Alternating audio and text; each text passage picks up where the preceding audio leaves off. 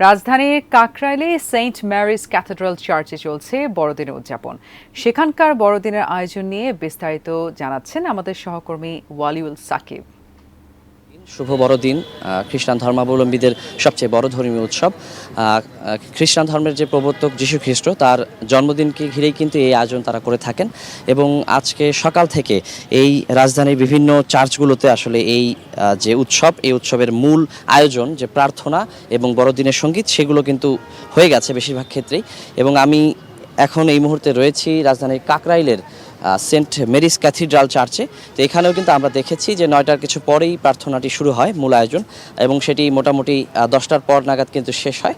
এবং আমরা এখানে কিন্তু ব্যাপক জনসমাগম দেখেছি যে খ্রিস্টান ধর্মাবলম্বী যারা রয়েছেন অনেক প্রচুর সংখ্যায় কিন্তু তারা এসেছিলেন পরিবার পরিজন বন্ধুবান্ধব নিয়ে। তো আমি এখন কোনো চার্চে কিন্তু কোনো আনুষ্ঠানিকতা নেই, কিন্তু এখনও কিন্তু অনেকেই আসছেন। তো আমি একজন পরিদর্শকের সঙ্গে কথা বলতে চাই যে আজকের এই বড়দিনের যে উৎসব আয়োজন কেমন দেখছেন, কেমন উদযাপন করছেন? এই দিনে সব ধর্মের লোকেরা এখানে আসছেন দেখতে এবং প্রার্থনা করতে।